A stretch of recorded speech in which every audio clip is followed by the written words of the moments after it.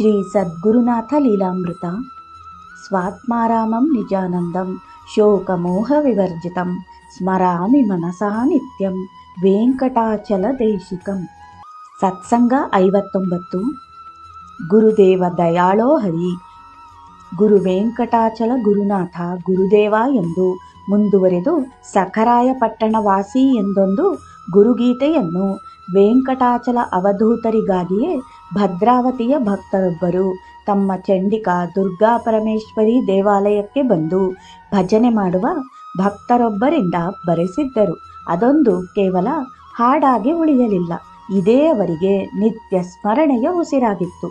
10ವರೆಗೆ ಬ್ಯಾಂಕಿಗೆ ಹೋಗಬೇಕು. ಭದ್ರಾವತಿಯ ತಮ್ಮ ದೇವಾಲಯದ ಕೆಲಸ ಬರುವ ಭಕ್ತರಿಗಾಗಿ ಇಲ್ಲೇ 10:15 ಆಗಿಬಿಡುತ್ತಿತ್ತು. ತರಾತುರಿಯಿಂದ ಹೊರಡುವಾಗ ಆ ಭಕ್ತರ ಬಾಯಲ್ಲಿ ಬರುತ್ತಿದ್ದ ಹಾಡು ಗುರುದೇವ ದಯಾಳೋ ಹರಿ. ಬ್ಯಾಂಕು ತಲುಪುವುದರಲ್ಲಿ ಇವರ ಮಗಳು ಭದ್ರಾವತಿಯಿಂದ ಬ್ಯಾಂಕಿಗೆ ಫೋನಾಯಿಸಿ, ಸರ್, ನಮ್ಮ ತಂದೆ ಮನೆಯಿಂದ ಹೊರಟಿದ್ದಾರೆ, ಇನ್ನೇನು ಬಂದು ಬಿಡುತ್ತಾರೆ, ಸ್ವಲ್ಪ ತಡ ಎಂದು ಹೇಳುವುದು ಆಗಾಗ್ಗೆ ಆಗುತ್ತಿತ್ತು. ಈಗವರ ಮಗಳು ಗುರುನಾಥರ ಕೃಪೆಯಿಂದ ವೈದ್ಯ ವಿದ್ಯೆ ಓದಿ ಕುಂದಾಪುರದಲ್ಲಿ ಕ್ಲಿನಿಕ್ ನಡೆಸುತ್ತಿದ್ದಾರೆ. ಗುರುನಾಥರ ಮಾತುಗಳ ಅರ್ಥ ನನಗವಾಗ ಆಗಿರಲಿಲ್ಲ ಎನ್ನುತ್ತಾ ಬಾಲ್ಯದಲ್ಲಿ ನಡೆದ ವಿಚಾರವನ್ನು ನೆನಪಿಸಿಕೊಳ್ಳುತ್ತಾರೆ. ನಮ್ಮ ತಂದೆ ಆಗಾಗ್ಗೆ ಸಖರಾಯಪಟ್ಟಣಕ್ಕೆ ಗುರುನಾಥರನ್ನು ನೋಡಲು ಹೋಗುತ್ತಿದ್ದರು. ನಮ್ಮ ತಂದೆ ಅವರ ಕಾಲೊತ್ತುತ್ತಾ ಕುಳಿತಿರುತ್ತಿದ್ದರು. ನನಗೆ ಗುರುನಾಥರ ಬಗ್ಗೆ ಬರೆಸಿದ್ದ ನಿತ್ಯ ಅವರು ಪ್ರೀತಿಯಿಂದ ಹೇಳಿಕೊಳ್ಳುತ್ತಿದ್ದ ಹಾಡನ್ನು ಹೇಳಲು ನಮ್ಮ ತಂದೆ ತಿಳಿಸಿದರು. ಗುರುದೇವ ದಯಾಳೋ ಹರಿ, ಗುರು ವೆಂಕಟಾಚಲ ಅವಧೂತ ಸಖರಾಯಪಟ್ಟಣವಾಸಿ ಎಂಬ ಹಾಡನ್ನು ಹಾಡಿದೆ. ಗುರುಗಳು ನನ್ನನ್ನು ಹತ್ತಿರ ಕರೆದರು. ನೀನು ಕನ್ನಡಿಯಲ್ಲಿ ಯಾರನ್ನು ನೋಡುತ್ತೀ ಎಂದು ಪ್ರಶ್ನಿಸಿದಾಗ ನಾನು ನನ್ನನ್ನೇ ಎಂದೆ. ಬಾಲ್ಯ ಸಹಜವಾಗಿ. ನಾನಾಗ 5ನೇ ತರಗತಿಯಲ್ಲಿದ್ದೆ. ಮತ್ತೆ ನನ್ನನ್ನು ಕುರಿತು ಯಾಕೆ ಹಾಡುತ್ತೀ, ಹಾಡಬೇಡ ಎಂದಿದ್ದರು.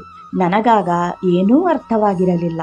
ಅವರ ಬಳಿ ಹೋಗುವುದು, ನಮಿಸುವುದಷ್ಟೇ ನನಗಾಗ ತಿಳಿಯುತ್ತಿದ್ದುದು. ಆದರೆ ಈಗ ಎಲ್ಲ ಅರ್ಥವಾಗುತ್ತಿದೆ. ಮನದಾಳದಲ್ಲಿ ಗುರುವನ್ನು ಬೇರೂರಿಸಿಕೊಂಡು ಭಜಿಸಿದರೆ ಮಾತ್ರ ನಮ್ಮ ನಮನ ಭಜನ ಸಾರ್ಥಕವಾಗುವುದೆಂದು ಆ ಗುರುಕರುಣೆಯಿಂದ ನಾನೀ ಸ್ಥಿತಿಯಲ್ಲಿದ್ದೇನೆ. ನಮ್ಮ ಮನೆಯಲ್ಲೇ ಆ ನಾರಾಯಣಿ ನೆಲೆಸುತ್ತಾಳೆಂದು ಗುರುನಾಥರಾಡಿದ ಮಾತು ಸತ್ಯವಾಗಿದೆ. ನಮ್ಮ ತಂದೆ ತಾಯಿಗಳ ಮೇಲೆ ಗುರುನಾಥರ ಕೃಪೆಯಾಗಿದೆ. ಇಂತಹ ತಂದೆ ತಾಯಿಗಳ ಮಗಳಾಗಿರುವುದು, ಅಂತಹ ಸದ್ಗುರುಗಳ ಆಶೀರ್ವಾದ ದೊರಕಿರುವುದು ಅದೆಷ್ಟು ಜನ್ಮದ ಭಾಗ್ಯವೋ ಎಂದು ಸ್ಮರಿಸುತ್ತಾರೆ ಡಾಕ್ಟರ್ ಅವರು.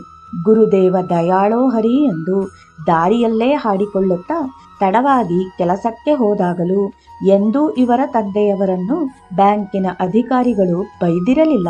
ಗುರುನಾಥರು ಯಾರ್ಯಾರ ಒಳಗೆ ಕುಳಿತು ತಮ್ಮ ಭಕ್ತರನ್ನು ಅದು ಹೇಗೆ ರಕ್ಷಿಸುತ್ತಾರೋ. ನನಗೆ ನೆನಪಿರುವ ಮತ್ತೊಂದು ಗುರುನಾಥರ ಮಾತೆಂದರೆ, ಬರೀ ಇಷ್ಟು ಮಾಡಿದರೆ ಸಾಲದು, ಸಾಕಾಗುವುದಿಲ್ಲ, ಏನೇನೂ ಸಾಕಾಗುವುದಿಲ್ಲ. ಗುರುವೆಂದರೆ ನಮಸ್ಕಾರ ಮಾಡಿಬಿಟ್ಟರೆ ಆಗಿ ಹೋಯ್ತಾ, ಬಹಳ ಶ್ರಮ ಪಡಬೇಕು ಕೃಪೆಯಾಗಲು. ಇದು ಈಗಲೂ ನನ್ನ ಕಿವಿಯಲ್ಲಿ ಕೇಳಿಬರುತ್ತದೆ. ನಮ್ಮ ತಂದೆಯವರು ಹೋದಾಗ ಅನೇಕ ಸಾರಿ ಗುರುನಾಥರು ಈ ಮಾತುಗಳನ್ನಾಡಿದ್ದಾರೆ ಎಂದು ತಮ್ಮ ಬಾಲ್ಯದಲ್ಲಾದ ಅನುಭವವನ್ನು ನೆನಪಿಸಿಕೊಂಡರು. ಆಗವರಿಗೆ ಅರ್ಥವಾಗದ್ದು ಈಗ ಅರ್ಥವಾಗಿದೆ. ಮೊನ್ನೆ ಗುರುನಾಥರ ಆರಾಧನೆ ತಾರೀಕು 24/7/2016 ಭಾನುವಾರ ನಮ್ಮ ಮನೆಯಲ್ಲಿ ನಡೆಯುವುದಿತ್ತು. 5-6 ವರ್ಷಗಳಿಂದ ನಮ್ಮಲ್ಲಿ ಆರಾಧನೆ ನಡೆಯುತ್ತಿದ್ದರೂ ನನಗೆ ಒಂದಲ್ಲ ಒಂದು ಕಾರಣದಿಂದ ಬರಲಾಗುತ್ತಿರಲಿಲ್ಲ. ನನ್ನ ಕ್ಲಿನಿಕ್ನಲ್ಲಿ ಹಾಕಿಕೊಂಡಿರುವ ಫೋಟೋದ ಮುಂದೆ ನಿಂತು ದೈನ್ಯದಿಂದ, ಗುರುವೇ, ಈ ಸಾರಿ ಆದರೂ ಕರುಣಿಸುತ್ತೀರೋ, ಇಲ್ಲೇ ಬಿಟ್ಟು ಬಿಡುತ್ತೀರೋ ಎಂದು ಬೇಡಿದ್ದೆ. ಅಂತೂ ವಿಚಿತ್ರವಾಗಿ ಆರಾಧನೆಯ ಕೆಲಸಕ್ಕೆ ಭದ್ರಾವತಿಗೆ ಬಂದೆ. ಹಿಂದಿನ ದಿನವೂ ಆರಾಧನೆಗಾಗಿ ಅಣಿ ಮಾಡುವಾಗ, ನಾಳೆ ನೀವು ಸೇವೆ ಮಾಡಲಾಗುತ್ತೋ ಇಲ್ಲವೋ, ಇವತ್ತೇ ಆದಷ್ಟು ಮಾಡಿಬಿಡಿ ಎಂದು ಗುರುನಾಥರು ಅಂದಂತಾಯಿತು. ಮೇಲಿನಿಂದ ಗುರುಗಳ ದೊಡ್ಡ ಫೋಟೋ ತಂದು, ಗುರುನಾಥರ ಶೇಷವಸ್ತ್ರದ ಪೆಟ್ಟಿಗೆಗಳನ್ನೆಲ್ಲ ತಂದು ಆರಾಧನೆಗೆ ಬೇಕಾದ ಎಲ್ಲ ಸಿದ್ಧತೆಯನ್ನವರು ನನ್ನ ಕೈಯಿಂದಲೇ ಮಾಡಿಸಿಕೊಂಡರು. ಬೆಳಗಿನಿಂದಲೇ ಸಾವಿರಾರು ಸಂಖ್ಯೆಯಲ್ಲಿ ಬಂದ ಗುರುಭಕ್ತರು, ಅಮ್ಮನವರ ಭಕ್ತರು, ಆ ಗಲಾಟೆಯಲ್ಲಿ ದಿನ ಕಳೆದು ಹೋಗಿತ್ತು. ಹೀಗೆ ಕರುಣಾಮಯಿ ಗುರುನಾಥರು ಆರ್ತರಾಗಿ ಬೇಡಿದವರ ಬೇಡಿಕೆಯನ್ನು ಸಲ್ಲಿಸುತ್ತಲೇ ಬಂದಿದ್ದಾರೆ ಎನ್ನುತ್ತಾರೆ ಗುರುನಾಥರ ಭಕ್ತೆ ಆ ವೈದ್ಯೆ. ಗುರುಭಕ್ತರೇ, ಗುರುನಾಥರಾಡುವ ಮಾತು ಯಾರನ್ನೋ ಕುರಿತಾಗಿ ಆಗಿದ್ದರೂ ಅದು ಹಲವರ ಮನಸ್ಸಿಗೆ ನಾಟಿದಾಗ ಅವರ ಜೀವನ ಶೈಲಿಯೇ ಬದಲಾಗಿ ಹೋದದ್ದಿದೆ.